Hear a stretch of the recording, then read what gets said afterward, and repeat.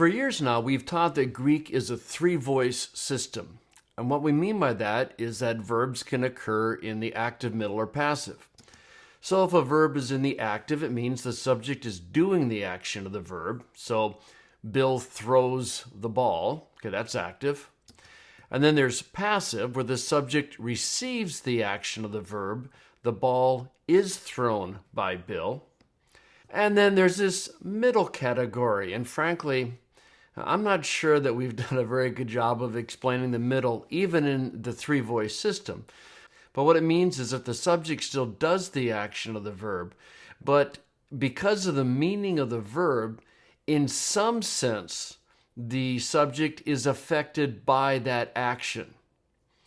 And then to throw in this category that comes from Latin grammar is that we have middle deponent and we have passive deponent verbs.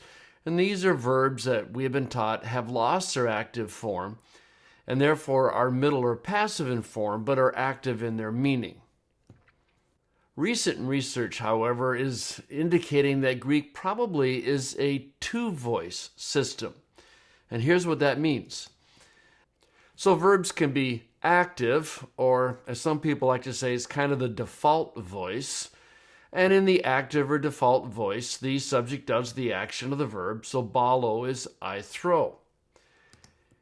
But the second voice is the middle passive, and it's called middle passive, not the middle or passive, but it's the middle passive. And this is the form of the Greek verb that emphasizes that while the subject is doing the action of the verb, the subject is also affected by that action. And it's a continuum, and let me show you just some points along the continuum.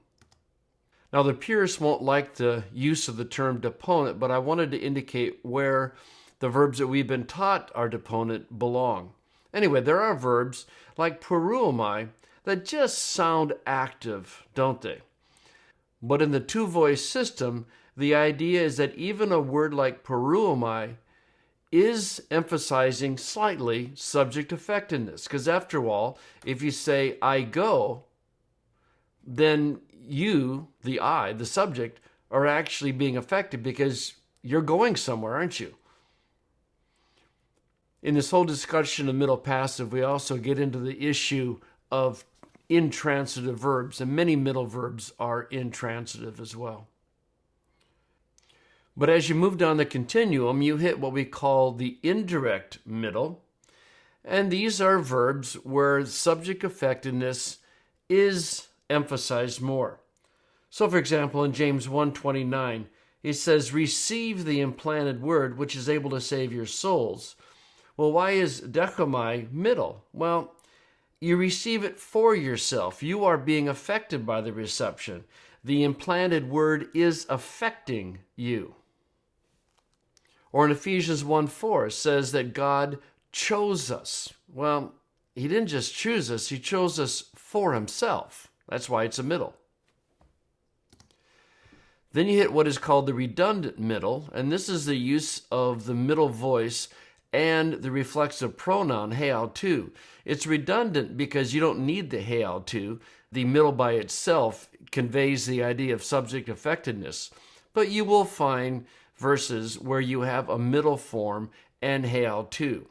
So, for example, in Romans 6:11, it says, so you must consider yourselves logizis heautous, dead to sin and alive to God in Christ Jesus.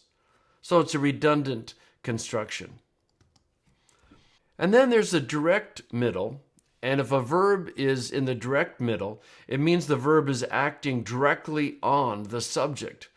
And of the different categories of verbs that are used as direct middle, any verb of grooming is going to be a direct middle because, after all, when you comb your hair, you are being directly affected by that action, aren't you?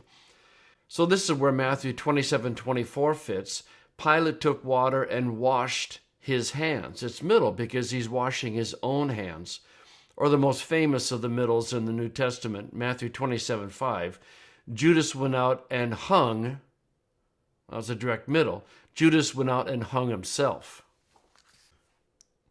And then there are passives in which all of the action of the verb is focused on the subject. The subject's not doing the action at all.